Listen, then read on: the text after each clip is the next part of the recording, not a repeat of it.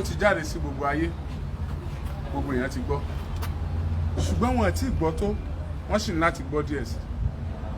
Ìdí tí wọ́n ṣe láti gbọ́ díẹ̀ sí ni pé ó yẹ ká tiẹ̀ mọ irú ẹni tí wọ́n pa, ibo ló ti jáde, àwọn èèyàn rẹ̀ ń kọ́, báwo ló ṣe rìnrìn àjò ẹ̀ tẹ́lẹ̀. Ó sì yẹ ká mọ irú ẹni tó pààyàn, irú èèyàn wo ni, ṣérù nǹkan bẹ́ẹ̀ sọmọ lọ́wọ́ ẹ̀ rí, bóyá mistake ni, bóyá òun sì kọ́ o. Ó sì yẹ ká mọ ipa tí ọlọ́pàá kó àti àwọn èèyàn wa. Ó súnmọ́ ká má dárúkọ ọ̀pọ̀lọpọ̀ nínú wọn, ká má là á mọ́lẹ̀, ṣùgbọ́n mo mọ̀ pé tó bá jẹ́ wípé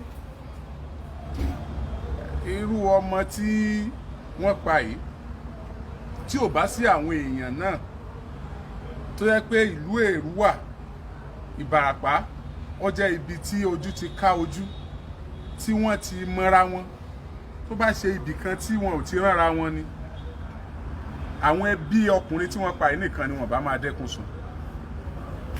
Ẹ jọ̀ọ́, ẹ gbowó lọ́wọ́ mi kí n lè sùn mọ́jú.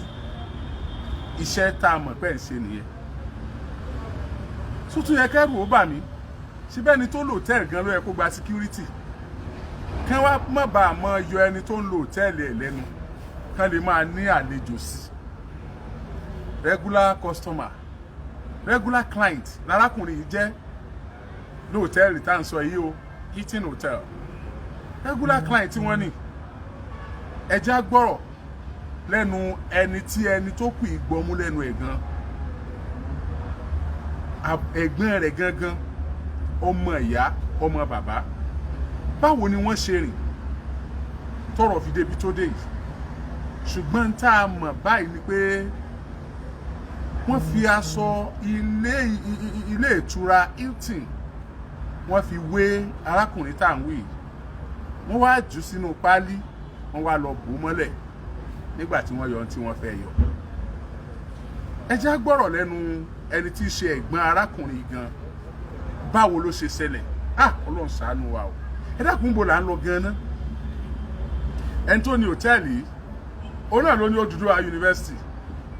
Ẹnu ìgbà tọ́rọ̀ ìṣẹ̀lẹ̀ a tún ti ń gbọ́ àwọn nǹkan kan tó ń ṣẹlẹ̀ ní Odùduwà University ṣáájú àkókò yìí. Àṣé àwọn tọ́rọ̀ yìí ń ṣẹlẹ̀ sí wọ́n ké wọn róǹgbàgbé ni. Ọ̀pọ̀lọpọ̀ àwọn èèyàn ti ń sọ̀rọ̀ lóríṣiríṣi, wọ́n ti ń sọ bíi 5 bíi 6 tó ti ṣẹlẹ̀ ní ilé ìtura yìí gangan.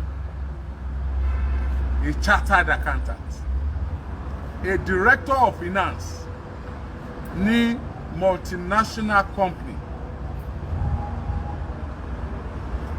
ọmọ ẹnìkan 37 àbí 37 years old man, father of 3. Ìyá rẹ̀ ń bẹ o, bàbá rẹ̀ ń bẹ o, ọmọ àgbẹ̀kù àbá, àgbẹ̀ níyá, àgbẹ̀ ní bàbá. He struggled to have education. Ó fẹ́ ṣe masters ẹ̀ ní Ọbáfẹ́mi Awólọ́wọ̀ University. Òun ló ṣe lọ́wọ́, iná ló gbé délé ìtura yẹn. Kì í sọkùnrin tó máa ń ṣèṣekúṣe, tó máa ń gbóbìnrin sùn. Tó bá sọkùnrin míì ní bó ṣe l'opportunity àti lọ rúbẹ̀ yẹn, kò ní sùn mọ́jú, òun àtobìnrin míì ní ó jọ sùn. A wá máa trace ibi tí wàhálà ti ṣẹlẹ̀. Bóyá obìnrin yẹn ti lọ, a ní bóyá obìnrin yẹn ló pa á. Mo rántí ọ̀rọ̀ CEO tẹlifíṣàn kan tó kúnjò ní, tó yẹ pé láti hòtẹ́ẹ̀lì náà ni wàhálà ti ṣẹlẹ̀. Tí wọ́n ti arábìnrin tó gbésùn tí wọ́n tì mọ́lé, táwọn èèyàn sọ pé kí wọ́n túlẹ̀, kí wọ́n fìyà jẹ àwọn oníròyìn fọ̀rọ̀ pọ̀ lọ́fun, tí wọ́n tún gbé issue ẹ̀ lọ sí House of Representatives pé wọ́n ti ń disturb ẹ̀ jù káwọn oníròyìn má dọ́dọ̀ ẹ̀ mọ́. Ta ló mọ̀ bóyá, because a lè imagine ọmọ kékeré lọmọ yẹn náà, báwo ló ṣe lágbára àti padú máa yẹn. Nǹkan ń bẹ lẹ́yìn nǹkan. Ẹ jẹ́ á gbọ́ o bó ṣe ṣẹlẹ̀ gan. Mo kí gbogbo ọmọ Nàìjíríà, mo dẹ̀ dúpẹ́ lọ́wọ́ Alhaji Oríyọmí Hamzat fún àǹfààní tí wọ́n fún mi láti wá sí orí afẹ́fẹ́ láti wá sọ bí nǹkan ṣe bẹ́ẹ̀ bí ọ̀bẹ ṣe jẹ́. Èmi ni ẹ̀gbọ́n Adégòkè Timothy Olúwadámiláre, chartered accountant, doing his master ní Ilé Ifẹ̀. Bó ti jẹ́ eléyìí ní ọjọ́ 5 ṣàwà níbẹ̀ yìí torí òun pẹ̀lú àwọn ọmọ Àbújá ni wọ́n bèèrè sí pẹ̀lú ìyàwó. Ó ṣe masters ẹ̀ ní Ilé Ifẹ̀, ó wá fún exam ni. Ó land ní Àkúrẹ́ port, ó dẹ̀ gbé mọ́tò wá sí Ifẹ̀. Ó lodge sí hòtẹ́ẹ̀ tí a mọ̀ sí Hilton Honor Hotel ní Ilé Ifẹ̀. Wọ́n ní Ramon Adégòkè Adédoyin òun ló ní ilé ìtura ni. Ó sanwó fún 2 nights which is 37,000 naira, 18,500 per night ló sanwó hòtẹ́ẹ̀ yẹn. Ó dẹ̀ wà níbẹ̀ lélẹ́yìí. Ìyàwó ẹ̀ pè ní alẹ́ ọjọ́ Friday bí dédé aago 8. Ọkọ mi báwo ni ìrìnàjò yìí ń bólẹ̀ wà. Ó sọ fún ìyàwó ẹ̀ pé òun wà nílé ìtura, òun fẹ́ sinmi díẹ̀, òun dẹ̀ kàwé fún ìdánwò tó ní lọ́la. Ìpè tí ìyàwó ìpè kọ́yìn náà nìyẹn, ìyàwó ń jẹ́ kó fún lára balẹ̀ kó sùn. Ó dé ọjọ́ kejì Saturday, ìyàwó pé ṣúra Saturday yẹn ìyàwó ò rí iṣẹ́, ẹ̀rọ bá ń rẹ̀ sí ring kò bí kọ́. Sunday náà bẹ́ẹ̀ náà ni ìyàwó ńlá ti pe àwàtà jẹ́ ẹbí ẹ̀. Òun pe ọkọ òun o tó jẹ́ ọmọ tí yín o kò gbé kọ́, kí ló ṣẹlẹ̀ sí? Mo ti ọkọ̀ létí, mo lọ sí ìlú Ilé Ifẹ̀. Bàtà débẹ̀, I don't try, à ń sọ káàkiri pé báwo ṣe jẹ́ para ìfẹ́ gbà á ọmọ ẹnìkan nífẹ̀ẹ́. A lọ sí Ẹ̀dó Àbọ̀ police station ní Mòró láti lọ fi ẹjọ́ sùn àwọn ọlọ́pàá níbẹ̀. A sọ fún wọn, wọ́n make entry, wọ́n gba ọ̀rọ̀ wá sílẹ̀. A kúrò ní Ifẹ̀ ọjọ́ kejì, ọjọ́ Monday, a lọ sí Òṣogbo ní ọ́fíìsì commission pé láti lọ jẹ́ kí wọ́n gbọ́ síbẹ̀. Wọ́n direct wá sí anti-kidnapping department CID Òṣogbo command. Adé ọ̀dọ̀ àwọn anti-kidnapping yẹn, ọmọ wa ló sọnù là ń wà. Wọ́n dẹ̀ sọ fún wa pé ok báwo ló ṣe rìn, a dẹ̀ ṣàlàyé bẹ́ẹ̀ fún wọn. Wọ́n gba nọ́mbà ẹ̀, wọ́n náà máa track ẹ̀ ni. A dẹ̀ track nọ́mbà yẹn lóòótọ́, ó fi hàn wá pé ó land sí Àkúrẹ́, from Àkúrẹ́ to Ifẹ̀. A tún trace nọ́mbà náà dé Èjìgbò. Bára ṣe máa ṣe, bára ṣe máa rìn láti máa rí ọmọ wa. Tó bá kidnap ẹ̀ for ransom, wọ́n ti pè wá, ọjọ́ ń lọ. Àrí pé à ń pe nọ́mbà ò lọ. Mo di bí ọwọ́ ọ̀sán dédé aago 12 kọjá díẹ̀ lọ́jọ́ Monday, nọ́mbà ẹ̀ tún wọlé. Ẹnìkan tó gbé kọ́ yẹn, ó ní òun wà ní Èjìgbò. A ní kó sọ bí tó wà nígbò fún wa ká gba fóònù yẹn, padà ní fóònù. Ó lóun wé fóònù lẹ́lẹ̀ ni. Ó dájú ká wá gbà, ó pa fóònù wa lẹ́nu. Àjọ Monday yẹn àrí ìpè. Monday yẹn jẹ́ ọjọ́ kẹjọ, òṣàwà ń bẹ̀ yìí, àrí pé kankan mọ́. Àpò kí ló fẹ́ ṣẹlẹ̀? Àwọn ọlọ́pàá ń bá àwádìí wọn lọ. Ẹni tó wà ní ìṣáàjì ọ̀rọ̀ yẹn, inspector kan ni, mi fẹ́ dárúkọ ẹ̀. Ẹ̀tọ́rọ̀ bá débẹ̀ tó bá ká dárúkọ inspector yẹn, màá dárúkọ ẹ̀. Oníwọ̀n ṣáàjì ọ̀rọ̀ yẹn, ó sọ fún mi pé kí n béèrè fún national ID card àbúrò mi, àwọn tó fẹ́ lò fún kankan. Mo pè ìyàwó ẹ̀ nílùú Àbújá pé kó bá mi wọ national ID card ọkọ ẹ̀. Ìgbà tó túlé tó tú ọ̀nà kò rí, ó ní káàdì ìdìbò ẹ̀ lòún rí, ìyẹn voters card. Ó sẹ̀ǹdẹ̀ sí mi, mo lọ bá PO, káàdì ìdìbò ni ìyàwó ẹ̀ rí. Ó sọ fún mi pé àwọn olè ló lè ká tó fọ̀ láàrin bíi 5 minutes. Mo rí pé látọ̀dọ̀ ìyàwó ẹ̀ l'Àbújá pé òun ti rí receipt kan tó bí ẹ hòtẹ́ẹ̀ kan ní ìlú Ilé Ifẹ̀. Ó ṣe ìyàwó mi bá mi sẹ̀ǹdẹ̀, ó sẹ̀ǹdẹ̀ sí mi ní WhatsApp. Mo dẹ̀ IPO àti receipt kan tó bí ẹ Ilé Ifẹ̀ ń bẹ̀ o.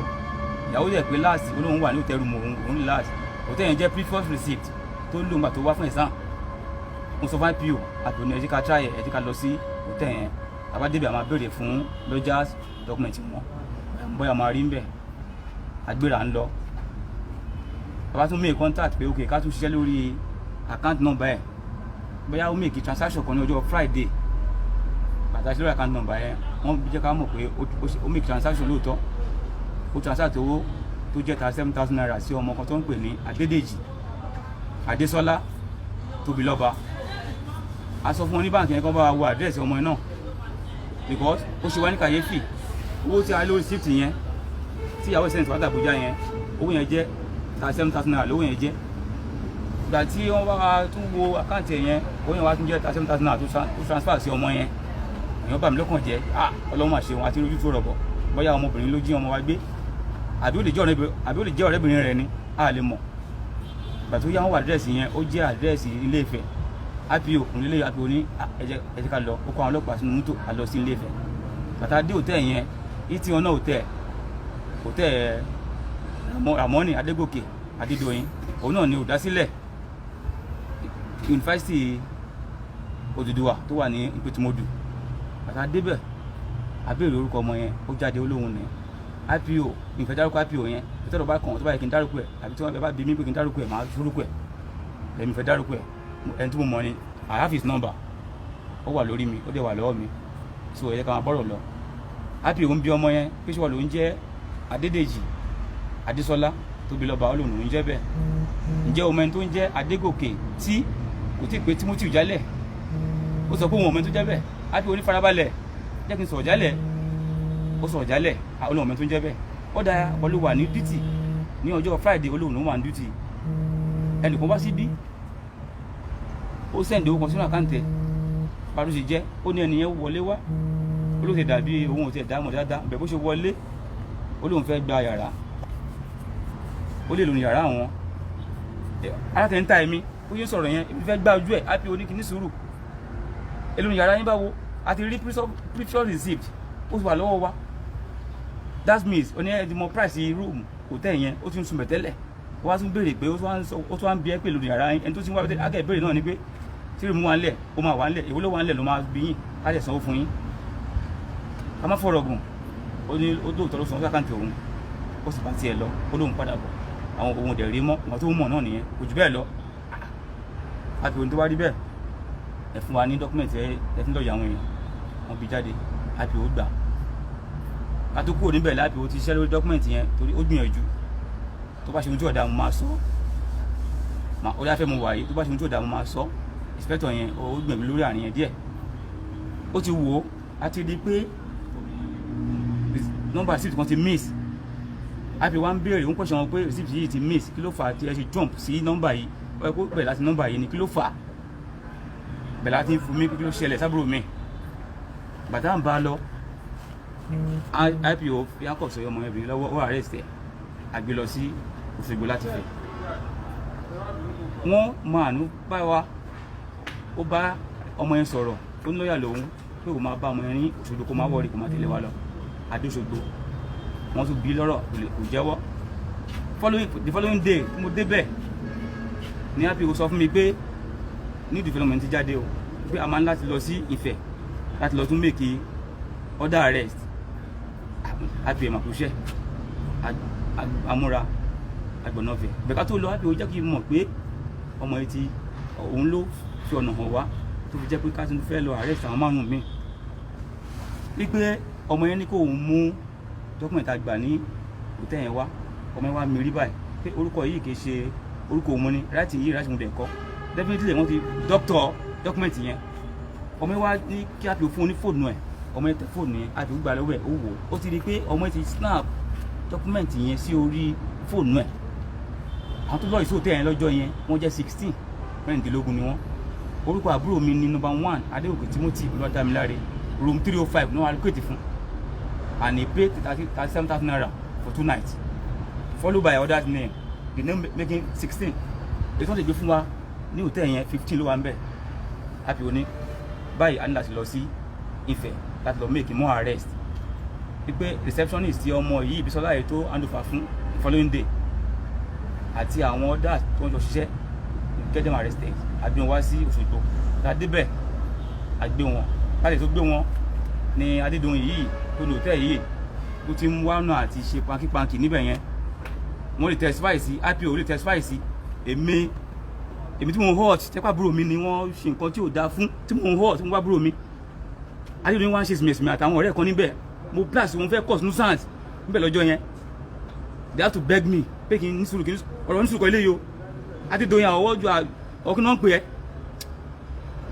tí ẹ bá ṣọ́ra ẹ máa fi ṣe ṣòpin o tó dáa ń gbọ́ series of things nípa ọ̀tẹ̀ yẹn tẹ́lẹ̀ òkè ṣàkọ́kọ́ kì í ṣe kejì kì í ṣe kẹta ó ti tó bí ẹ̀kẹfà tí àwọn lójúàti máa ń miss níbẹ̀ yẹn pé bẹ́ẹ̀ torí àwọn family wọn ò lẹ́nu ń bẹ̀ ṣé ẹni tó bá lówó sí kọ̀ọ̀rọ̀ ayé wa ni tó lórí nìkan ló ní ayé ni alówó àlówó àjọ ní ayé yìí ni lóòótọ́ àwọn olówó bẹ́ẹ̀ aléèyàn àti lọ́rọ́run mo sọ fún Adédoyin bẹ́ẹ̀ yẹn lọ́jọ́ yẹn he tried to beg me Adédoyin sọ pé my brother take it easy sorry sorry for yourself sorry for what you say I should sorry for what sorry my food I want my brother so with the help of the police around wọ́n sábẹ̀ mi wọ́n mú mi àwọn mọ́tò ìsúnmọ̀ ìwé a lọ sí Òṣogbo ọ̀la márùn-ún yẹn a kó wọn lọ báyẹn bàtà adé Òṣogbo the RPO and the OC anti-kidnapping Òṣogbo wọ́n interview wọn orally pé báwọn ṣe jẹ́ wọ́n gbé kinní ìtagbà ní tọkùnrin ìtagbà ló tẹ̀ yẹn lọ́jà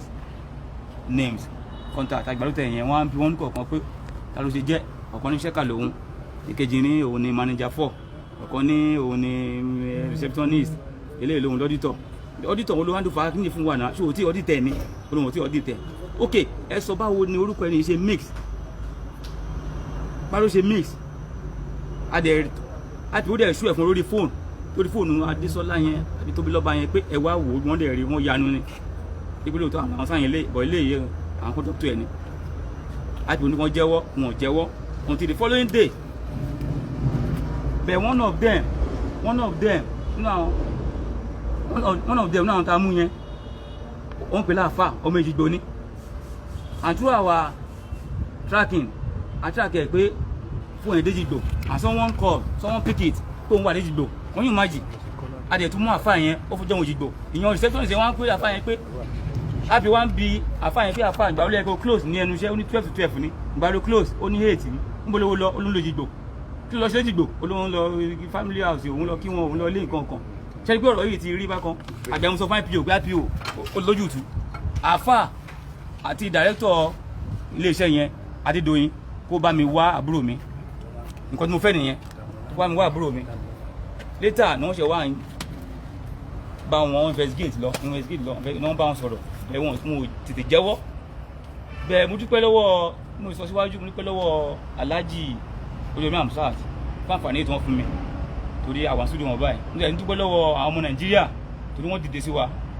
wọ́n pa lẹ́nu kan ọ̀bẹ alọ́lọ́run wọ́n dìde sí wa mo fẹ́ máa dárúkọ àwọn yẹn pọ̀ tó dìde tó já àwọn alágbára tó ní mo sọ f'Adédoyin mo confront ẹ̀ f'Adédoyin I will tell you we hold this Nigeria this country together tẹ́bá wọ́n ló wà influential ó ń kó security rìn bíi 5 6 7 eléyìí ò jẹ́ wá justice must prevail in this case Adédoyin wá rán lọ́ọ̀yà sí mi lọ́ọ̀yà wá sí Òṣogbo láti Ifẹ̀ ó wá ń bá mi I don't know the name of the lawyer but I know him by saying the lawyer called me my brother come mo ní why are you calling me say I want to talk to you okay kí ló ṣẹlẹ̀ ó ní my brother what do you think we can do before what do you think we can do to what who are you ó ní lọ́ọ̀yà lòun lọ́ọ̀yà ta ni ó ní Adédoyin lòun do for what only on this matter which matter on this case which case if you want me to say anything can we have a round table meeting round table discussion round table for what are you trying to bribe me I'm representing the whole family Adeoke family here and you are trying to do what you are very stupid lawyer he say sorry my dear brother I know it is painful kí ni come back ọ̀gbẹ́ni fòyìnbó sílẹ̀ what is painful there kí ló ń painful go and talk to your people inside cell to tell you where my brother is Adeoke Timothy Olúwadámiláre chartered accountant doing his MBA in Ifẹ̀ there Ògo Ìbàràpá ni ọmọ yẹn Ògo Ọ̀yọ́ state ni Ògo Nigeria lọmọ yẹn chartered accountant for that matter director of finance of a company is not done talk to your people inside cell to tell you where my brother is so now we now come together and have a roundtable discussion or meeting like we said okay I work on that but aside that taba jókòó yẹn the man Adédoyin ó wà influential bóyá a lè wá nǹkan tá a fẹ́ ṣe sí lọ́dà orí ìdàrúṣà I have to walk away from him ó kọ́dà pé Ọládùn ló rán òun sí mi láti bribe mi wọ́n fẹ́ fún mi lówó ẹ̀mí àbúrò mi kọ́dà pé wọ́n dàrúṣà àbọ̀n sick sórí ni mo kúrò níwájú ẹ̀ so à ń bá kìsìn lọ wẹ́rẹ́wẹ́rẹ́ ọ̀ntì táwọn èèyàn bí èèyàn àwọn tó lọ́wọ́ rán sí wa tó wọ́n dìde lórí ọ̀rọ̀ yìí tó ń lọ sí Àbújá tó ń lọ sí gbá tó ń lọ sáwo Ọ̀ṣun State Commissioner of Police CP Ọ̀ṣun ọrùn ẹ̀ ti kún orí fóònù ẹ̀ ti kún fún ìpè ó wá láti pe DC pẹ̀lú IPO pẹ̀lú OC anti-kidnapping pé you have to treat this case well mo dúpẹ́ lọ́wọ́ commissioner yẹn láàrin yẹn so they now call us pé ká wá bá wọn nífẹ̀ẹ́ a lọ sífẹ̀ the commissioner now order pé kán lọ arrest Ramon Adégòkè Adédoyin òun ló ní hòtẹ́ẹ̀lì yẹn òun yẹn ní founder Odùduwà University so wọ́n dẹ̀ ti Odùduwà University àti Odùduwà University pẹ̀lú Ifẹ̀ City Polytechnic with College of Education I don't know. Maye of Ifẹ̀. Maye of Ifẹ̀ òun ni so people are now saying different things nífẹ̀ẹ́ kí n tó kó nífẹ̀ẹ́ lọ́jọ́ ìlànà yẹn sọ pé wọ́n ní wọ́n ọmọ kan pé ṣẹ́tà kan ní wá ṣe MBA ní Ifẹ̀ ń bí wọ́n ní wọ́n ọmọ yẹn hòtẹ́ẹ̀lì Adédoyin ló máa lọ́jù sí Adédoyin bó ṣe máa ń ṣe nìyẹn báyìí ó lè fẹ́ ṣàṣe mọ̀ bó ṣe máa ń ṣe nìyẹn owó ẹ̀jẹ̀ nílò òun náà du Ọọ̀ni of Ifẹ̀ ó fẹ́ jẹ́ òun gbà fífa ṣẹlẹ̀ wọ́n ní owó ẹ̀kún fẹ́ jẹ́ bó ṣe máa ń ṣe nìyẹn wọ́n dà pé àwọn ìyá ń gbàdúrà pé ó lè yóò fi lè ṣàṣe mọ́ mo lè dúpẹ́ pé commissioner of police Ọ̀ṣun wọ́n ti ọ̀dà kan lọ arrest ẹ̀ ìfà àwa lọ́wọ́ ọ́fíìsì commissioner of police níjẹta tó ń fi arrest ẹ̀ bá wa níbẹ̀ ni pẹ̀lú àwọn èèyàn mi wọ́n dẹ̀ gbé wá wọ́n dẹ̀ kàn lọ take statement ẹ̀ kàn dẹ̀ lock it up with his influential wọ́n dẹ̀ lọ tìmọ́lé báyìí ó wà ní àtìmọ́lé báyìí sọ̀rọ̀ yìí a dẹ̀ fẹ́ kí òtítọ́ kó fara hàn jù báyìí lọ ntájú òdodo lórí ọ̀rọ̀ yìí kó fara hàn ọmọ náà nìyí o Adégòkè Timothy Olúwadámiláre chartered accountant 37 years old ó dẹ̀ níyàwó ó fọ ọmọ mẹ́ta sílẹ̀ bread with family kan ní ó lọ ọmọ yìí ògo ọ̀la ní ògo olú yìí ní ó lè ṣe gómìnà yìí lọ́lẹ̀ state lọ́la ó lè ṣàrẹ orílẹ̀-èdè yìí lọ́la jù bẹ́ẹ̀ lọ pẹ̀lú Adédoyin ó dẹ̀ pa á wá lọ sí Ifẹ̀ wọ́n kó wá nífẹ̀ẹ́ pé ká lọ sí Ifẹ̀ àáfàá tó wà ní àwọn staff hotel yẹn àti manager àwọn méjì wọn àwọn ọlọ́pàá kó wọn sínú mọ́tò àwọn lọ ṣóòbí tí wọ́n sin òkú àbúrò mi sí wọ́n wá pè wá ká wá síbẹ̀ ká tó wọ Ifẹ̀ báyìí very close to Adédoyin hotel bẹ̀rẹ̀ lọ sí àbúrò tèmi sí aṣọ ní hotel ni wọ́n fi yí àbúrò tèmi ni wọ́n fi yí àbúrò mi ni wọ́n fi yí báyìí wọ́n gbé sun pálí wọ́n wá lọ sí ẹgbẹ́ títí inú igbó chartered accountant wọ́n dẹ̀ pa ògo ẹ̀ mọ́lá olú wọ́n dẹ̀ fa olú yẹn tú ṣe mi fẹ́ máa ṣépè ó dáfẹ́ mo wà mi fẹ́ máa ṣépè nígbà máa fi òòṣà mẹ́rìndínlógún tó wà ní Ifẹ̀ ṣépè ni àti òòṣà mẹ́rìndínlógún tó wà ní ìlú Èrú àwọn ṣépè ni bẹ̀rù yín tún fi yìí nígbà yín ṣépè yìí o òòṣà mẹ́rìndínlógún tó wà ní Ifẹ̀ mo fi ṣépè fún Adédoyin kò ní bọ́m̀bẹ̀ Adédoyin yóò kú sí ibi tó wà yìí ni àti àwọn mẹ́fẹ̀ẹ̀fà àti akó yìí torí ó pa mí lẹ́kún Adédoyin yóò sunkún ni gbogbo àwọn fámìlì ìrántí ni ẹkún ni wọ́n máa sun wọn nílé òòṣà mẹ́rìndínlógún tó wà ní Ifẹ̀ mo fi ṣépè fún Adédoyin òòṣà mẹ́rìndínlógún tó wà ní Ìbàràpá méjèèjì mo ṣépè fún Adédoyin gbogbo àwọn tó tún láyé Èrú mo fi ṣépè fún Adédoyin àwọn àjẹ́ Adédoyin wọ́n kẹ̀yìn sí gbogbo ṣó wọ́n kọ̀yìn sí àwọn tó nílẹ̀ àwọn nílẹ̀ wọ́n kọ̀yìn sí Adédoyin kò ní bá ṣe láṣẹ ìdùnnú àdé Adédoyin gbogbo ohun tó fi òwúrọ̀ ẹ̀ ṣe yóò bàjẹ́ mọ́ lójú ni Adédoyin náà tó bá gbé ọmọ ọ̀kọ̀ọ̀kan sí nínú wọn mo ṣípè fún Adédoyin Ramon Adégòkè Adédoyin tó ní Odùduwà University nílé Ifẹ̀ mo ṣípè fún má yẹ of Ifẹ̀ tó bá bí ìgbà ọmọ ọkọ̀ náà àwọn òní sí tó pa mí lẹ́kún ó pa mí lẹ́kún àwọn òbí mi ó pa wọn lẹ́kún Adédoyin àti àwọn ẹ̀dùn ẹ̀kún wọn á sunkún ayé wọn ni dáadáa dédé ní agbèrè ayé wọn àwa wú wọn mú wa lọ àáfàá yẹn ó ní ọmọ Òjìgbò lòun ó jọra wọn náà ọlọ́pàá gbé sínú mọ́tò àti mánéjà àwọn méjì wọn á mú wọn lọ síbi tó ń sàbúrò mi sí wípé lóòótọ́ àwọn làwọn pa ní táwọn sí ní ẹgbàá wa ọmọ Nàìjíríà ẹjọ́ yìí President Buhari ó dọwọ́ yín gbogbo ẹ̀ sẹ́nẹ́tọ̀ ó dọwọ́ yín gbogbo ẹ̀yìn rẹ̀ l'Abuja ó dọwọ́ yín gbogbo wọn á tún rọ gómìnà Ọ̀yọ́ state tọrọ mọ ẹ̀ ní His Excellency Ṣèyí Mákindé ọ̀rọ̀ yìí ó dọwọ́ yín o ọmọ yín ni o ó dọwọ́ yín o wọn gbọ́dọ̀ àwọn tá a mú àwọn méje ni àwọn òṣìṣẹ́ hòtẹ́ẹ̀lì mẹ́fà Adédoyin himself making seven wọ́n wà ní ẹ̀wọ̀n báyìí o ní Òṣogbo kọmíṣánná Òṣogbo Ṣèyí Mákindé ẹgbẹ́ o His Excellency ẹ dákun o ọmọ yín náà pa yìí o Speaker Ọ̀yọ́ state House of Assembly Right Honorable Adébọ̀wálé Ògúndóyin this Adégòkè Timothy Olúwadámiláre is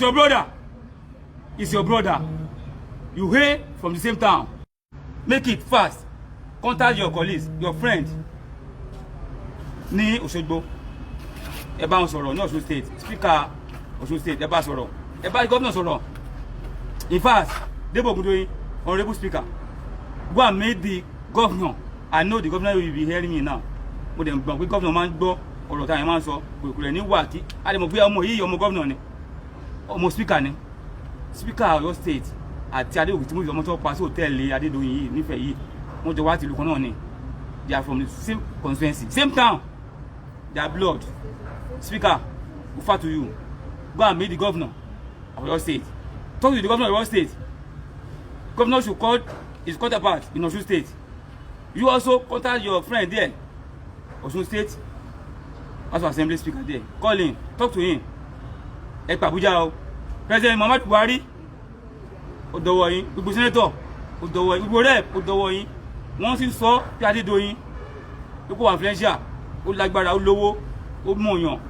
Ṣé ẹni tí ò bá mọ̀yàn tí ò lówó lọ́wọ́ ní Nàìjíríà yìí, ní ayé yìí, tí kò ráyé wá ni ọmọ struggle. Nobody help him. Ó struggle ni. Ó dẹ̀ struggle, ó dẹ̀ shattered, ó tún ṣe masters ẹ̀. Ògo ọlá ni, ògo olùkọ́ ni, wọ́n dẹ̀ padà ní hòtẹ́ẹ̀lì Adédoyin. Ọ̀dọ̀ mo kí àwọn ọlọ́pàá mi fẹ́ sọ ọ̀rọ̀ púpọ̀ lórí ọ̀dọ̀ àwọn ọlọ́pàá yẹn, wọ́n ti ṣe wọn, wọ́n dẹ̀ ti arrest ẹ̀. Ó ti wà ní cell báyìí. Bẹ́ẹ̀ mo fẹ́ kí ìdájọ́ òdodo lórí ọ̀rọ̀ yìí kó wáyé. Mo fẹ́ kó wáyé. Ìyá ọmọdékùnrin yìí ó ń bẹ nílé. Ó bá rí ìyá yẹn láti 12 days ago tá a ti ń wá wọn yẹn. Ìyá yóò jẹun. Go to Rwanda now. You will see his mother there. Tó bá bí ìyá yẹn ṣe rí, ẹ wò pé kí ló ṣe yá yìí.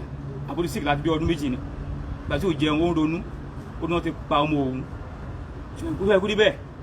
Ìyá yìí jẹun ọmọ 37 years. Ó dẹ̀ fìyàwó sílẹ̀, ọmọ 3 ló fi sílẹ̀. Ṣé kú rí bẹ́ẹ̀? That honourable speaker of Oyo State, please do something fast, urgency. No ọ̀rọ̀ yìí. Governor Ṣèyí Mákindé, ọmọ inú ọ̀pá yìí o, lọ́ṣun o, ẹ má wòran o. Ṣèyí Mákindé, governor Oyo State, ẹ má wòran o, wọ́n ti pọ̀ ọmọ yín o. One of the chartered accountants ní Oyo State náà ti pa yìí o. One of the master holder náà ti pa yìí o. Ọmọ yín ni o. Governor Ṣèyí Mákindé, ẹ má wòran o. Wọ́n ti wá láti kọ́nà àti speaker ni o. Ẹ má wòran o. Mo dẹ̀ mọ̀ pé ẹ̀ ní wòran, ẹ̀ ní wò abẹ́. Ìgbà tí ẹ rí òkú ẹ̀ yẹn, ṣé ẹ notice pé court kankan wà lára ẹ̀? Ẹ ṣe àlàyé má sọ débẹ̀ mẹ́mú ń lọ yìí ọ̀rẹ́ ń pa mí lọ́kàn jẹ́. Adúró tí òkú àbúrò mi tí wọ́n fi wú jáde báyìí àti one of my uncle ẹni tí wọ́n mọ̀ níbi ẹ̀mí ń dárúkọ uncle mi yẹn tó bá débẹ̀ lọ́jọ́ wájú máa dárúkọ wọn bí mi fẹ́ dárúkọ wọn bẹ́ẹ̀ mi ní ẹ̀gbọ́n Timothy immediate brother ni sífàṣẹ mother èmi mú tán òun lòún gbọ́ mu yẹn. Wọ́n wá wúkọ àbúrò mi jáde mo wá notice pé ibi ọrùn ẹ̀ báyìí wọ́n dùn ni táwọn ti yọ ọkùn ẹ̀ wọ́n láyé ìdòwò bó ṣe máa ń ṣe nìyẹn. Wọ́n ní ìṣe ritualist kidnapping and ritualist ni Adédoyin. Ẹ jọ̀ọ́ ẹ gbà wá o a dẹ̀ lọ sí hòtẹ́ẹ̀ yẹn RPO mo kí RPO yẹn mi ìdárúkọ ẹ̀ bẹ́ẹ̀ RPO ló wà láyé mo kí a jọ lọ sí hòtẹ́ẹ̀ yẹn ni ó carry me along. I spent 10 days over there wọ́n dẹ̀ carry me along a dẹ̀ lọ sí hòtẹ́ẹ̀ yẹn a dẹ̀ béèrè fún key room 305 tá room lodge sí. Ìgbà tí wọ́n ti confess pé ó lodging síbẹ̀ lóòótọ́ ó lodging síbẹ̀ àwọn tẹ̀ fún room 305 àgbà kí hòtẹ́ẹ̀ yẹn a dẹ̀ síbẹ̀ we now notice wípé wọ́n change mattress and bedsheet yẹn and I notice RPO can testify to it tó ló bá débẹ̀ I have the evidence with me. RPO also have his own evidence àti kí wọ́n force kí yẹn wọlé ni ilẹ̀kùn yẹn wọ́n force ẹ̀ wọlé ni àbúrò mi ti sùn singlet ló wọ̀ with short knicker like this ó ti sùn wọ́n force ilẹ̀kùn yẹn wọlé báwọn ti ń drag ẹ̀ báwọn fọ̀bẹ̀sì lọ́rùn ni wọ́n yọ nǹkan tó wọ́n yọ wọ́n change mattress and the bedsheet níwọ̀n ló wà ń bẹ̀rẹ̀ ta fọ́ọ̀kùn RPO náà fọ́ọ̀kùn tó le dáadáa RPO tún wá ṣiṣẹ́ dáadáa ó tún wá pé àwọn ìbẹ̀rẹ̀ pé kán tún lọ mú kíì mi wá like 2 or 3 keys wọ́n tún ṣẹ́ẹ̀kì rúùmù mi bóyá bẹ́ẹ̀ dẹ̀ ti save RPO ti save RPO sọ fún wọn pé hòtẹ́ẹ̀lì ṣe wọ́n ṣe hòtẹ́ẹ̀lì ti pẹ́ spẹ́ẹ̀dì yẹ kán ti lò ká ti filẹ̀ wọ́n á change mattress torí pé ọ̀bẹ náà fi lọ́rùn nítorí fẹ́ yọ wọ́n yọ I noticed that bẹ́ẹ̀ a máa dó jọ tọ́ọ̀mù sọ wọn náà fẹ́ ṣe kọ́lọ́pàá kan dọwọ́ rú kán wá rí bí a ti máa fáyà wọn bẹ́ẹ̀ mo mọ̀ pé àwọn ọlọ́pàá ò ní fẹ́ ṣe bẹ́ẹ̀ RPO mi ìbí dárúkọ ẹ mo kí ẹ OC tó wà ṣáàjẹ mo kí ẹ DCP mo kí wọn tó dáná mi kàrẹ́ sí Adédoyin CP mo kí ẹyin náà bẹ́ẹ̀ tó lọ bá dé bẹ́ẹ̀ gbogbo ohun tí ẹ ká tó wá tu fún yín àyà fótó rúùmù yẹn wọ́n fọ̀ sílẹ̀ pẹ́ wọlé ni àtúnṣe suspect lọ stay níbi kan ní rúùmù yẹn RPO ya fótó yẹn RPO yóò lè deny o kò lè deny bí màá mú kí ìyẹn dé a ṣí àwọn 2 or 3 rooms àtúnwò bẹ́ẹ̀dì yẹn a fìlẹ̀ àti pé kò dì sèmù rárá àwọn ilẹ̀kùn ní òdìsẹ́ tó wọ́n ti change gbọ́kàn bẹ́ẹ̀ APO have the evidence torí ó snap ẹ̀ èmi náà snap àwọn kan sórí fóònù mi tí mo dẹ̀ ní lání for tomorrow bẹ́ẹ̀ APO mọ̀ bẹ́ẹ̀ APO ń cooperate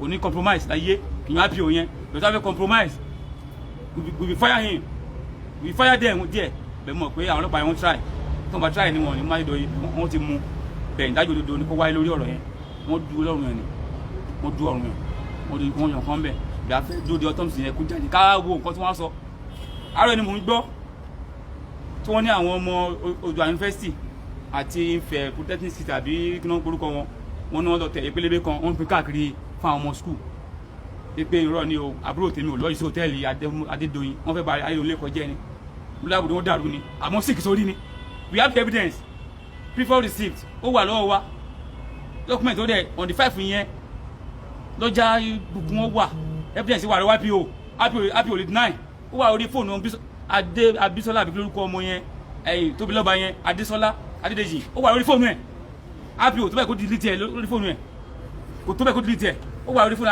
APO náà ó ti tẹ̀lé lórí fóònù ẹ̀ ó sì wà lórí fóònù ọmọ yẹn wọn tó yẹ kán delete ẹ̀ wọn tó yẹ kán delete ẹ̀ APO tẹ̀lé try ẹ̀ náà tó láti incorporate kò ní fẹ́ try ẹ̀ tó bá try ẹ̀ àmà ìdá tí wọ́n ni that's what I know bẹ́ẹ̀ mo mọ̀ pé APO incorporate pẹ̀lú wa and the OC and the DC and the CP wọ́n cooperate mo dẹ̀ kí wọ́n pé wọ́n tún múra sí táwọn bá tún kún inú wọn tí wọ́n ti arrest bí àti máa méje wọ́n tún lọ kó wọn ìdájọ́ òdodo lórí ọ̀rọ̀ yìí mẹ́rin kò jẹyọ wọ́n pa á lẹ́kún o wọ́n pa á lẹ́kún nílé Òrùwà wọ́n pa á lẹ́kún ní Ìbàràpá wọ́n pa á lẹ́kún ní Ọ̀yọ́ state wọ́n pa á lẹ́kún Nàìjíríà gbogbo àwọn tó ṣiṣẹ́ yìí wọ́n ní bọ́m̀bẹ̀ wọ́n á kú sí ni Adédoyin ayé máa bàjẹ́ ni Adédoyin òní jèrè láyé òní jèrè lọ́run gbogbo ọ̀nàdìrún ẹ gbogbo ọ̀nàdìrún Ramon Adégòkè Adédoyin gbogbo ọ̀nàdìrún ẹ láyé wọn ní jèrè gbogbo òòṣà mẹ́rìndínlógún tó wà nílùú Èrú àwọn ìbúra mo fi ṣépè fáyidó wọn ní jèrè òòṣà mẹ́rìndínlógún tó wà nílé Ifẹ̀ náà mo fi ṣépè fáyidó yìí kò ní jèrè àti ọ̀nàdìrún ẹ ogun mẹ́rin àgbáyé mo fi ṣépè fáyidó yìí kò ní jèrè atẹ́gùn tó bá fẹ́ Adédoyin atẹ́gùn burúkú náà jẹ́ tó bá ń fún mi wẹ̀ tó ń tàkàrà omi burúkú náà jẹ́ gbogbo dáwọlé kò ní yọ sí rere láṣẹ Èdùmàrè torí ó pa á lẹ́kún lẹ́ẹ̀kan sí mo bẹ ààrẹ Muhammadu Buhari ọ̀rọ̀ yìí ẹ má sùn o sẹ́nẹ́tọ̀ ẹ má sùn o rẹ́ẹ̀pù ẹ má sùn o gómìnà Ṣèyí Mákindé àwọn ọ̀pẹ tí ń ṣiṣẹ́ ẹ̀dẹ̀ tó ṣe right honourable speaker àwọn ọ̀pẹ tí ń ṣe ẹ̀dẹ̀ tó ṣe tọ́rọ ọmọ yín ni o ẹjọ́ ìdájọ́ òdodo lórí ọ̀rọ̀ yìí ẹjọ́ kó wáyé ó pa á lẹ́kún ó pàdé rẹ̀ wá lẹ́kún ọmọ yìí òun ni breadwinner wà Adégòkè Timothy ni breadwinner wú Adédoyin tó wá lọ pa ó wá fọ ọmọ àbótèmi ṣe ríṣùà ó fi ní owó ẹ̀ Adédoyin ṣèyí tán oníṣòro ẹ̀wọ̀n wọ́n ní àbá lọ ni láṣẹ Èdùmàrè Adédoyin wà bá eré olùbọ́nbẹ̀ wà bá lọ ni ó mọ̀ kó ṣe àwọn èèyàn ìgbárùmọ̀lẹ̀ ó kẹ̀yìn sí ẹ àkóso àwọn àjẹ́ wọ́n kẹ̀yìn sí ẹ àwọn ọ̀kànlélẹ́rìnwó ìgbárùmọ̀lẹ̀ wọ́n kẹ̀yìn sí ẹ òòṣà mẹ́rìndínlógún tó bẹ́ẹ̀ lè fẹ́ wọ́n kẹ̀yìn sí ẹ òòṣà mẹ́rìndínlógún ní bẹ́ẹ̀ ní ìlú Èrúwà wọ́n kẹ̀yìn sí ẹ ó dẹ̀ máa rí bẹ́ẹ̀ ó dẹ̀ ti rí Ọlọ́run Elédùmarè gbogbo tí mo sọ yìí ni ó dàṣẹ àṣẹ ẹ̀ ti kù ẹ jọ̀ọ́ o ọmọ Nàìjíríà ẹ gbà wá o ẹ tó nílé ayé ẹ gbà wá o ẹ má jàjà ìgbé o. We can only appeal to him to calm down and to take it easy and hand over everything to Almighty God. But ó take wa ní káàrù dáadáa ká tó advice ẹ̀ nítorí pé ẹni tó bá mọ̀ bó ṣe rí lára. It's not easy, Alhaji. Yóò mọ̀ wípé. Alhaji is not easy. Alhaji is not easy. I told the DC Osun State. I hold him like this. Deputy Commissioner of Police Osun State. The man Adédoyin must be arrested today, and he said yes. He called the OC. OC, do you know his house? OC said yes. He called my uncle. Uncle, take this your brother to CP office. We are coming. Ó dẹ̀ ṣe bẹ́ẹ̀. Adédoyin ká tó wí wọ́n ti arrest Adédoyin wọ́n ti mú wá. And the CP ordered them to go and collect his statement and lock him up. The way they did it. Mo kí wọn láàrin yẹn. Àwọn ọlọ́pàá ẹ̀ compromise. Wọ́n ti compromise. But tó bá try such, we fire them. We appreciate you for that. We will indict them tó bá try ẹ̀. Bẹ́ẹ̀ mọ̀ fún wọn ní try ẹ̀ náà. Compromised. Now, mo tún. Mo fi pain. Alhaji, my brother, my immediate brother, Ramon Adégòkè Adédoyin, ó dẹ̀ pa. It's not good. It's unfair. it's unfair aláàjì it's unfair kò dáa aláàjì ṣé tó bá lówó tí ò léèyàn tí kò ráyé wá ni ṣé tó bá lówó láyé tí ò wá influential ṣé kò ní gbé ayé yìí ni aláàjì tí kò ráyé wá ni if you don't have money if you don't know people if you don't have long leg aláàjì ṣé ẹ máa kú ni aláàjì ṣe kó kú ni tí wàá lówó ṣe kó kú ni aláàjì ṣe kó kú ni olówó ráyé wá bí tí olówó ráyé wá àbẹ ẹni tí olówó ráyé wá ẹni tí olówó ráyé wá aláàjì tí kò ráyé wá ni ẹ dákun ẹ bá ẹsọ gọ́ọ̀nà lọ stéètì. dáàdì ńkọ́ dáàdì wa ń bẹ ẹ bá bó ṣe rí ẹni tó sanra tẹ́lẹ̀ ẹ bá bó ṣe rí mọ́mí wa ẹ bá bó ṣe rí ìsìn ẹ pìtì mọ́ àbẹ̀mọ́ aláàjì àwọn òbí wa àbẹ̀mọ́ ni wọ́n gbẹ̀gbẹ̀ lórí wa pé ká jẹ́ ìwọ wọ́n mi àwọn àjáyọ̀ gbàgbọ́ fún wa wọ́n ní ọmọ yìí agbára ọlọ́wọ́ ẹ̀jẹ̀ èèyàn bẹ́ẹ̀ láàrin yín olúwayọ láàrin yín olùsìyọ àwọn ní ìrìnjà rímù bẹ́ẹ̀ láàrin wa olúwayọ olúyọ Ramon Adégòkè Adédoyin nílẹ̀fẹ̀ ó dẹ̀ tu olú yẹn ó fà tu owó ẹsẹ̀ láyé ó dà bẹ́ẹ̀ tó dà bẹ́ẹ̀ láyé tó dà bẹ́ẹ̀ láyé. This is pathetic. Ẹ má worry, calm down.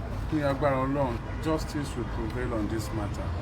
Ìdájọ́ òdodo yóò ṣẹlẹ̀ lágbára Ọlọ́run. I pray so Alhaji. Lágbára Ọlọ́run, ìdájọ́ òdodo ṣẹlẹ̀. Tẹ́ bá rí hòtẹ́ẹ̀lì yẹn, tí àwọn èèyàn bá lọ sí hòtẹ́ẹ̀lì ní Nàìjíríà, tí wọ́n bá dé hòtẹ́ẹ̀lì, tí wọ́n bá rí hòtẹ́ẹ̀lì tó rírin gidi tó wà pátá ń sọ, wow, what a beautiful hotel.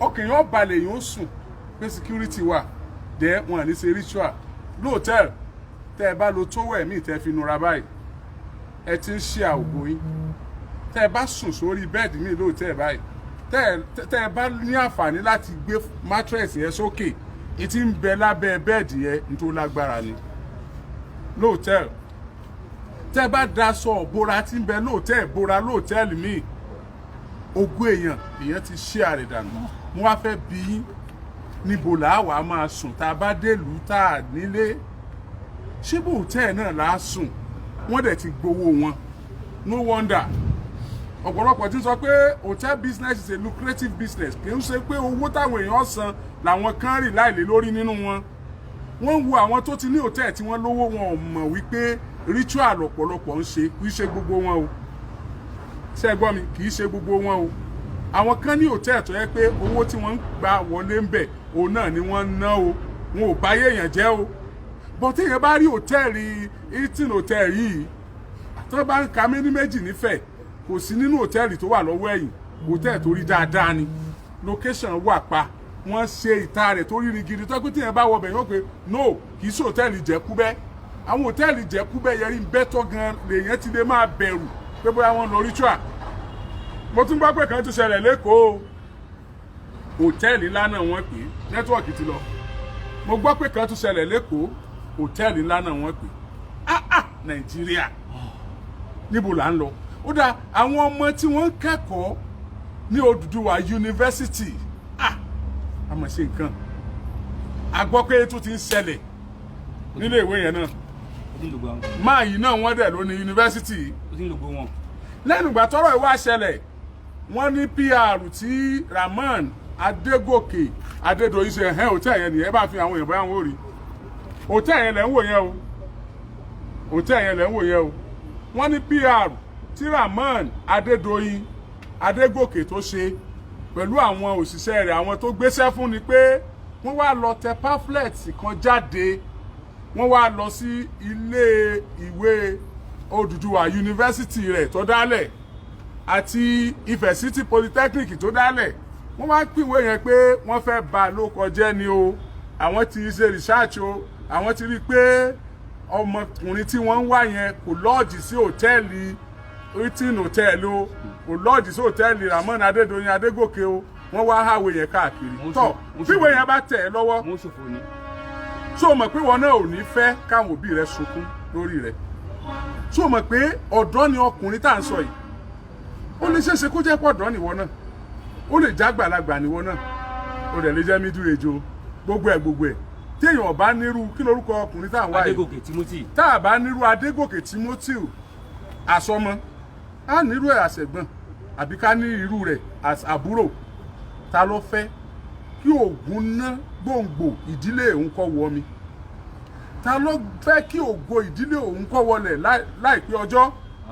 Ta ló fẹ́ fojú sunkún Olúọmọ? Kò sí. Wọ́n sì ní kẹ̀lẹ̀bẹ̀ balẹ̀ sára gírí.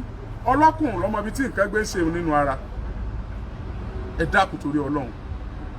Ẹ̀yin èèyàn wa tẹ́ ń wo show yìí, mi ò mind kẹ́ copy ẹ̀ kẹ́ tún post ẹ̀ sórí show yìí oríṣiríṣi. I don't mind. Mi ò fi restriction kankan sí. Mi ò mind kẹ́ share ẹ̀ sí anywhere. A fẹ́ máa follow kéèsì títí tí wọ́n fi ṣèdájọ́ Rahmon Adégòkè Adédoyin Máyẹ̀ Ilé-Ifẹ̀. Ọjọ́ bá ń fẹ́ o. Ilé ti yẹ o. Ọjọ́ bá ń fẹ́ o. Ilé ti yẹ o, Alhaji. Ṣé Fúlàní ni Rahmon Adégòkè Adédoyin? A ní Fúlàní pa wá. Ṣé Fúlàní ni Rahmon Adégòkè Adédoyin? Odùduwà yunifásitì ni yunifásitì rẹ̀ ń jẹ́ o. Ilé-Ifẹ̀ níbi tí alójú ti máa wáyé bí orírun lẹ̀ Yorùbá. Ọmọ ibẹ̀ ni o. Ó tún joyè ń fẹ́ o. Ọọ̀ni ti Ilé-Ifẹ̀ lọ́wọ́lọ́wọ́ báyìí nígbà tí ó fi débẹ̀ wọ́n jọ du oyè Ọọ̀ni ni o. Tó bá jẹ́ pò ń lò tiẹ̀ wá jọ̀ ní kọ́ báyìí. Ẹ̀yin tẹ́ ń wò wá. Tí ọba wa Ògúnwùsì tí ọba jẹ́ Ọọ̀ni, tó bá jẹ́ pé Rahmon Adégòkè Adédoyin lọ jámọ́ lọ́wọ́ ńgbà náà nǹkan náà. Kẹ́tù wá mọ̀ wo àwọn kẹ́tù wá lè mọ̀ tòsí lẹ́yìn ìgbà náà kán nítorí pé ó ń jẹ́ Rahmon. Kán nítorí ìyẹn o àwọn tòsí lẹ́yìn. Ẹ wojú ayé wa, ẹ wo bí tá a wà, ẹ wo bí tí nǹkan dé dúró. Ẹ wo Nàìjíríà, ẹ wo bí tá a wà. Ṣé ìwọ ọmọ bàyàn láti sùn lóòótọ́ ni? Ọmọ àgbẹ̀ kò àbà.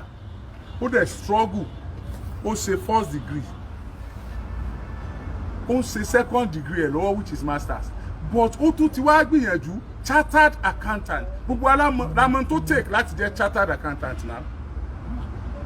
Gbogbo alámọ̀ tó take láti jẹ́ chartered accountant. Mo sọ ọmọ olówó náà. Wọ́n ṣe pé nìkan gbówó fún un. Ó kàn fẹ́ jẹ́ èèyàn láyé. Ó fẹ́ mú àwọn òbí ẹ̀ kúrò nínú ìyà. Ó fẹ́ kí wọ́n máa kọrin ire kí ẹbí wọn. Ó fẹ́ dàbí Dr. Ismail Adéwùsì lérúwà. Ó fẹ́ dàbí àwọn èèyàn ńláńlá tó tèrúwà jáde. Ó fẹ́ kún wọn. Ọlọ́run sì ní oríṣẹ́. Director of Finance ní multinational company. Director of Finance ní multinational company. Ẹ lè imagine ẹ wo tí wọ́n waste dànù. Mo mọ̀ pé ibi tí Rahmon Adégòkè Adédoyin bá wà báyìí yóò regret pé wọ́n mọ̀ pé ẹni tó ń parí báyìí. But must you know? Must you kill human being?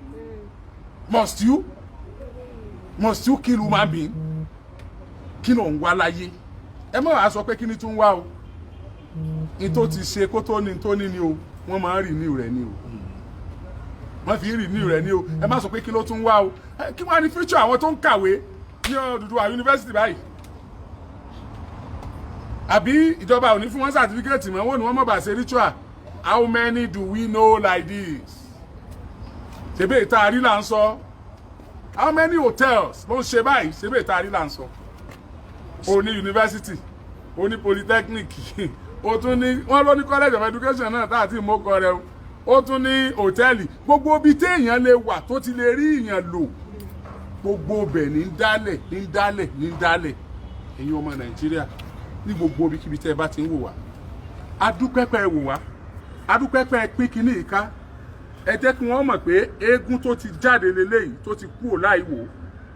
Ẹ dákun tó ẹ torí Ọlọ́run. Ẹ dákun. Ẹ fọkàn balẹ̀. That is not easy. Pẹ̀lẹ́. It's not easy. Ìdájọ́ òdodo ó wáyé lágbára Ọlọ́run. I pray so, amen. Ìdájọ́ òdodo ó wáyé. Ìdájọ́ òdodo ó wáyé. Ìdájọ́ òdodo. Òun náà deserve láti live. Òun náà deserve láti live. Kò deserve láti live. Torí Bíbélì ní ẹni tó bá pa ni nípa idà náà ni wọ́n fi pa. Òun náà deserve láti live. Ẹ má dárúkọ bọ̀tẹ́ mo fẹ́ kẹ́ appreciate gbogbo àwọn tó ti gbé gbèsè lórí ọ̀rọ̀ ẹ má dárúkọ wọ́n kẹ́ alágbádá ló tiẹ̀ sí báyìí ẹ bá mi appreciate wọn. Thank you very much. You know we want to like appreciate. Mo appreciate àwọn friend there, committee of friends tó jẹ́ àwọn friend àbúrò mi. I appreciate them all for their support. So far àwọn friend there wọ́n try gan, wọ́n know wọ́n ra wọ́n try gan. I don't want to mention them. I appreciate my younger brother friends here and abroad. I appreciate them all. And the people stood beside us. In fact, I appreciate. I already they want to Abuja, 5G. wọ́n dìde wọ́n wá bá kọ́míṣọ́nà ní Ọ̀ṣun wọ́n tún lọ wọ́n káàkiri mo appreciate àwọn náà mo tún appreciate company tí àbúrò mi bá iṣẹ́ appreciate them Shaman Stone Company Matama Abuja appreciate their HR branch manager and all the staff appreciate them all for their support bẹ́ẹ̀ wọ́n lókun okùn nìbọn ró. I want you to appreciate Speaker personally because of what I will get there, sir. Okun okùn nìbọn ró. The friends, please, ẹ má ṣe carry length o. Continue pushing. Continue working. And his company, Shaman Stone, please, we appreciate you, but continue still pushing. We are in Abuja. Continue pushing, please. Please continue pushing. Mo appreciate the right honorable speaker. Although we don't know one, you know I don't mention others' name, but the speaker has to mention his name because speaker of your state has to assembly, and they are brothers. They are brothers. They are brothers. Hail from same town. Mo appreciate wọn speaker. Mo ti rọ́wọ́ yín speaker. Mo ti rọ́wọ́ yín káàkiri. Ẹ náà ti ń ṣe mo ti ń gbọ́rọ̀ ibẹ̀ ṣe ń ṣe. In fact, ẹ ti pè mí èmi àti sọ̀rọ̀. Èmi náà ti pè yín. In fact, tí bá kó mi bá gan ó láti káríra. Tá a ṣe sọ̀rọ̀. Mo appreciate. Mo wọ́n kí His Excellency Governor Olúwaṣeyì Mákindé Abíọ́dún. Mo kí yín. Ẹ náà ti ń ṣe ẹ̀bùn ẹ̀pẹ́ ẹ̀ tún ṣiṣẹ́ sí. Mo kí yín o. I appreciate the governor of your state. I appreciate you. I appreciate you. Bẹ́ẹ̀ yẹ kí n tún appreciate àwọn ọlọ́pàá ẹlẹ́kan sí ti Ọ̀ṣun, Commissioner of Police Ọ̀ṣun State, Deputy Commissioner of Police Ọ̀ṣun State, the OC anti-kidnapping Ọ̀ṣun State, the IPO in charge of the case. I appreciate you. Inspector, I don't want to mention your name. I appreciate you. Best, please continue pushing. Continue doing your work. Honorable Olúyẹmí Táíwò ńkọ́? Honorable Yẹmí Táíwò. Mo adébẹ̀ náà bẹ̀rẹ̀ ẹni ọ̀sán létí. Mo adébẹ̀ náà. Honorable Yẹmí Táíwò.